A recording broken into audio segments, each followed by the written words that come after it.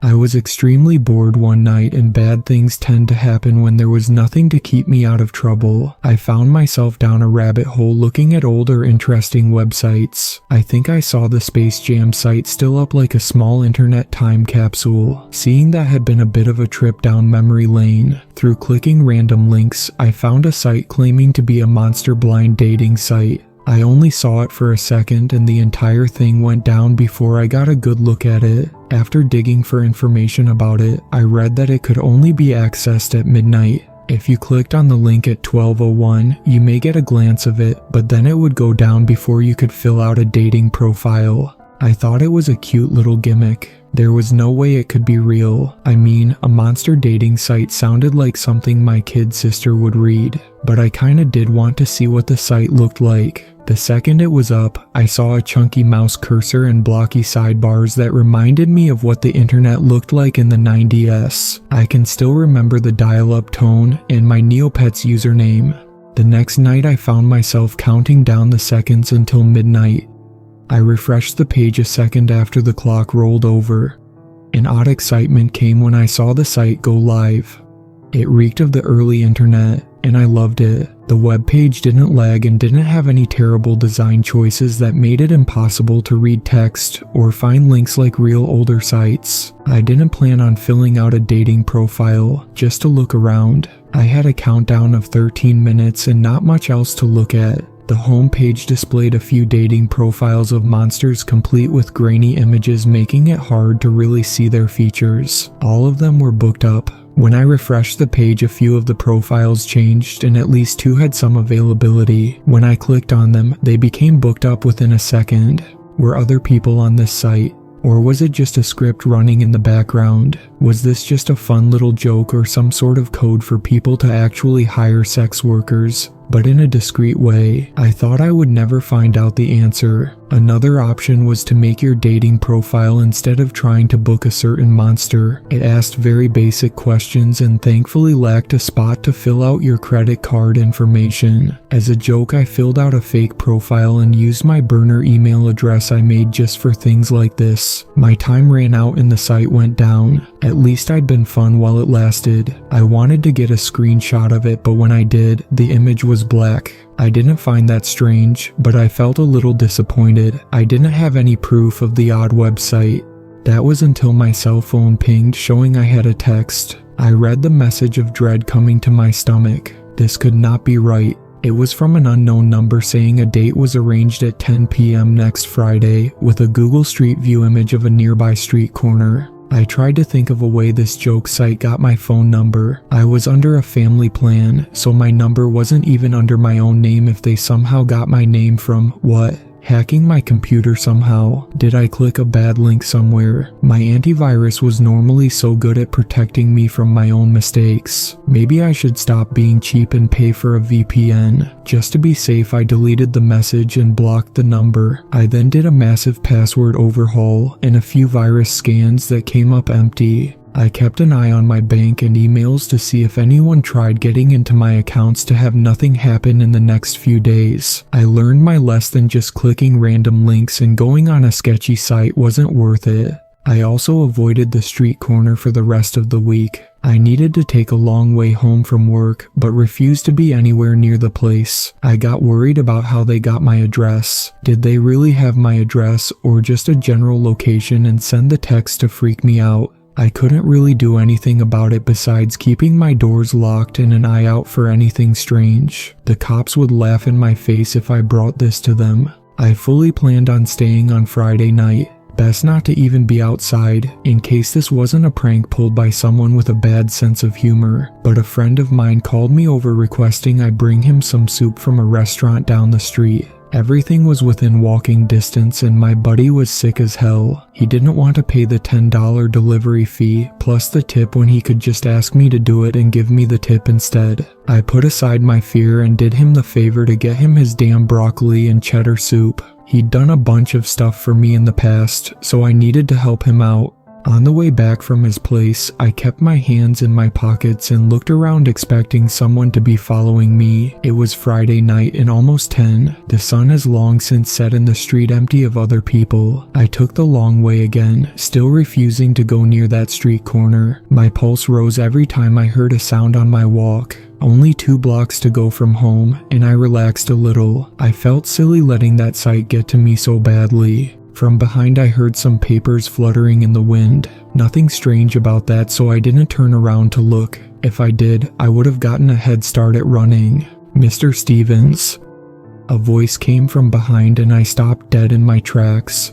The voice sounded paper thin and hard to hear over the other rustling sounds.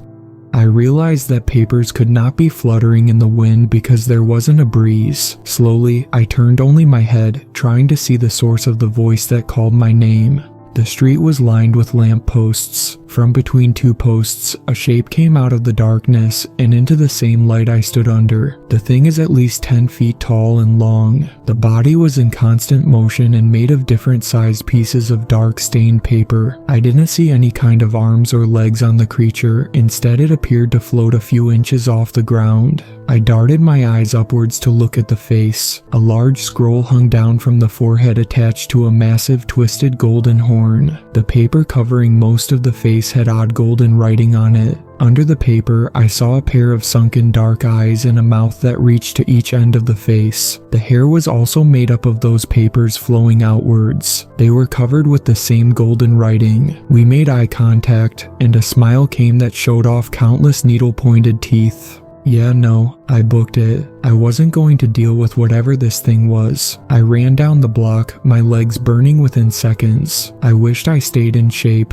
The thing following behind, easily keeping pace. The countless papers rustled with each movement, and the damn thing started to laugh, making my heart nearly stop from fear. Laughter grew, making my head get dizzy. The sound echoed off the empty road and sounded so clear, almost as if someone was clicking glasses together. My vision faded, and I found myself running the wrong way. I should have taken a left to get home, but I turned it right and towards a park. When I pulled through the brain fog, I didn't have a chance to correct myself. If I turned around, I would run right into the creature chasing me. I couldn't keep up running for much longer. My face dripped with sweat, my face red from effort. I ducked inside some trees, a part of the very small park, thankful my city even had a park like this. I slammed into a tree, panting and listening for the monster. The laughter stopped and I didn't hear the paper rustling again. Was I going crazy? There is no way that thing was real. I shook my head, trying to figure out what I should do. I pulled out my phone to call for help.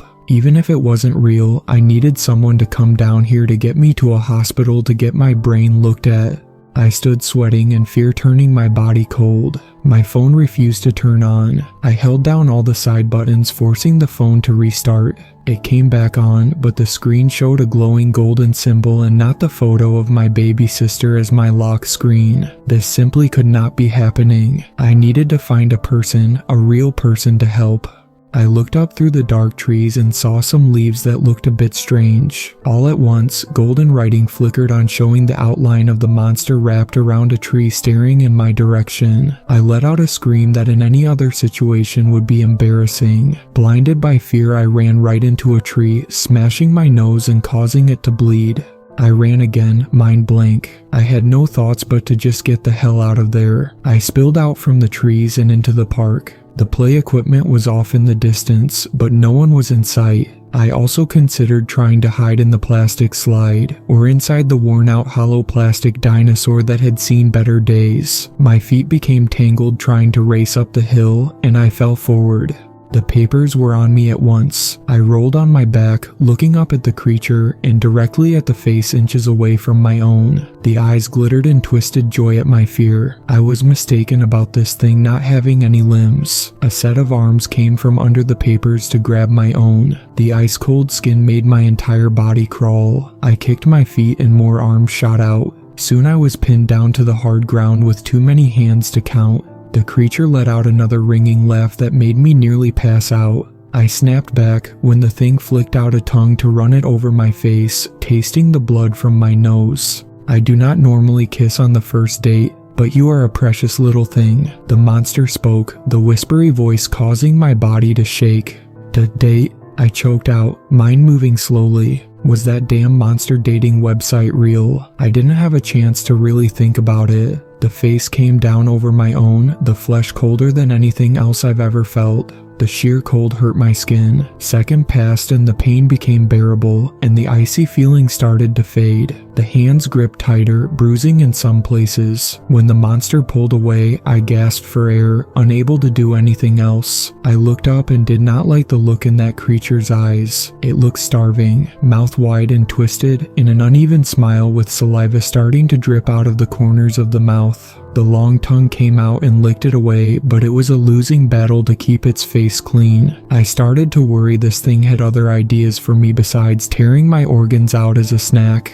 You are such a darling creature. I cannot help myself. I do hope you forgive my forward nature. The monster spoke, and the tone sounded as hungry as it looked. I struggled again against those hands, knowing I wouldn't get free. To my horror, the papers fanned out and they all came down, wrapping around my body and blacking out my vision. I assumed this was another way this monster could eat me and was thankful it was fairly painless. I jumped awake, finding myself in my bed, safe and sound. Well, not entirely sound. My body had hand-shaped bruises everywhere that monster grabbed me. I looked around stunned by the previous events. It was early in the morning, and I wore the same thing I did the night before. I even still had my shoes on. I heard pans moving coming from my small kitchen and smelled of cooking. Slowly I started to leave the room holding a bowling trophy as a weapon. I really didn't have anything else and thought the heavy base might do some damage. I didn't get the jump on the one inside my kitchen. The person turned around from where they stood at the stove and gave such a wide and blinding smile it made my head stop working. They were tall with an androgynous body. They were wearing my clothing that didn't fit on their frame. I've never seen someone with such a beautiful shade of dark skin. Every feature was perfect down to evenly arranged pulled back, long dreadlocks.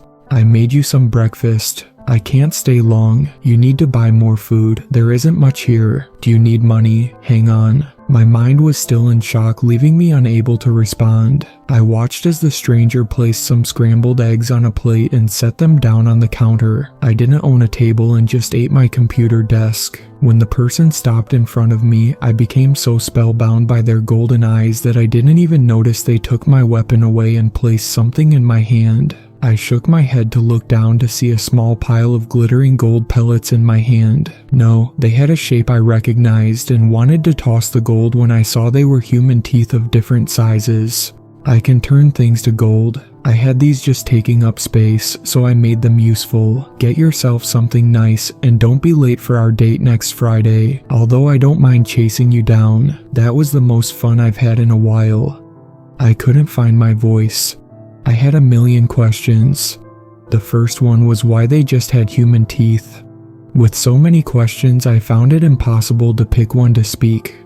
This person didn't look like the monster from the night before. They didn't look like a monster at all. When a quick kiss was placed against my cheek, and I felt the cold feeling all over again, I knew who this creature was. What? Date this Friday? I croaked out, stunned thoughts jumbled together. Oh, you are too much. 3 more quick kisses were placed on my cheek, and if it was anyone else, it would be a cute action. The monster drew away and then quickly headed towards the door, face shining with a smile. I normally eat my partners quickly, but I'll keep you around for a bit. We'll have a great time together until I can't hold back. Without being able to stop them, the monster left through the front door with a wave. A second after, it peeked ahead through to add one more thing. My name is Guild. And then they were gone again, leaving me standing in the middle of my kitchen with a handful of golden human teeth and the first breakfast someone had made for me since I was a child. I put the teeth down first and ate the eggs with some issues. My stomach turned. Somehow, I'd gotten myself into a huge mess. I would need to keep seeing the nightmare of a monster for dates until it decided to eat me. My life is now to be decided by someone else. I quickly sent a text to my sister telling her I loved her in case Guild came right back for brunch. She was confused at the random message, but I figured it was long overdue. The only upside to this entire nightmare I found myself in was Guild looked cute disguised as a human, and I suppose I didn't have to worry about money either, but I didn't want to ask Guild for gold fearing what I may be handed next. My new relationship started with hundreds of red flags I can't do a damn thing about. Do me a favor, and if you do come across a monster dating website, don't humor it. I wish I never made that mistake. Just don't go clicking on random links online. You'll never really know where it might take you and what kind of horrible outcome it may have on your life.